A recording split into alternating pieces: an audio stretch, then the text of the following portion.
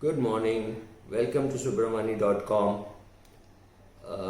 We are talking about financial communication between parents and children. Now, I'm talking of senior parents and super senior parents. So, you are a 50-year-old man or a 50-year-old woman.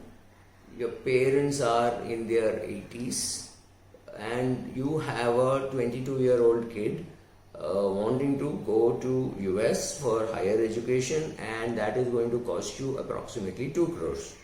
Now, as a 80-year-old, you have a lot of money and you wish to give it to your only grandchild, or maybe your two, three grandchildren, and you think your children don't need your money, and the only people who really need your money are your grandchildren because it can pay for their education. I think it's a great and a noble idea, because for the rest of their lives they are going to remember that my grandfather set up my education. Great, the kid could have borrowed and repaid, but this is something that the kid is going to have gratitude all his life, all her life. This is an amazing feeling, right? So as a grandparent, you can offer and say, okay, I know it's going to cost you a couple of crores. I know your father can afford to pay, but what if your father can't pay, or what if your father's money is coming out of his retirement corpus? Here is my contribution, here is 20 lakhs towards it, so you need to borrow less. I think it's a great idea. The other way to look at it is to say, I will not pay anything now, you go, you borrow, you get educated, get a job, and then I will pay you extra money. Every month, let us say your grandkid is paying 30,000 rupees a month or 40,000 rupees a month towards loan repayment. You say, please enhance the payment, I will also match. So your grandkid is paying 30,000, you will also contribute 30,000. That is an incentive for him to prepay faster. So he says, Granddad, what if I pick up 40,000? So great, you pick up 40, I'll pay you 40. And if you hasten it even further, I may increase it to 1.5x. So for 6 months, I will match you 1:1, and after that I'll match you 1:2. So if you put 30,000, I'll put 60,000. Great incentive for the kid to prepay the loan and to understand the moral hazard that if he borrows, he has to repay. What is his grandfather doing? Grandfather is not giving him a grant. Grandmother is not giving him a grant.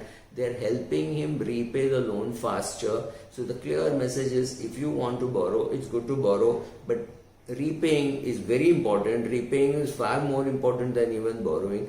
Prepaying is well beneficial because it means a reduced cost. And secondly, as a grandparent, you have control that he actually takes the money or she actually takes the money, gets the degree, is responsible enough to get a job, earns enough to be able to repay.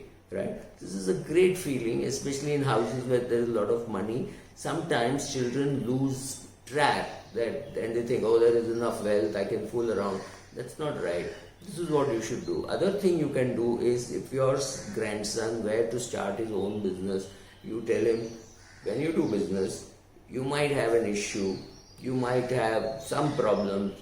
Here are 3 blank checks or 3 checks with an amount which fits you. You can make it 5,000, you can make it 50,000, you can make it 5 lakhs, doesn't matter, depending on how much money you have and how much money you think your grandson might need or granddaughter might need in his or her business, right? So you can do all these things. So just put the amount as not more than 5 lakhs. Don't put the date, just sign it and give it to your grandson in his name, so that it doesn't get misused, it doesn't get lost. What it does is help him tomorrow in his business. If he has a problem, he can encash those checks without asking you. Believe me, asking for money within the family is extremely difficult, especially for older people asking younger people. It is easy for children to ask their parents for money, it is easy for children to ask their grandparents for money, right? They've done it all their life. But when it is in reverse, that you have to ask your children for money, it is very difficult. So it is the responsibility of the children to anticipate the needs, to keep the money available, to say things like, I've anyway got this, and do you want to use, whether it is things, whether it is air tickets or any of those things. Please communicate well within the family, with your siblings, with your cousins and neighbors, whoever you have. Communicate money very clearly. Don't assume. Assumption makes a mockery of the relationship when things go wrong. Thank you.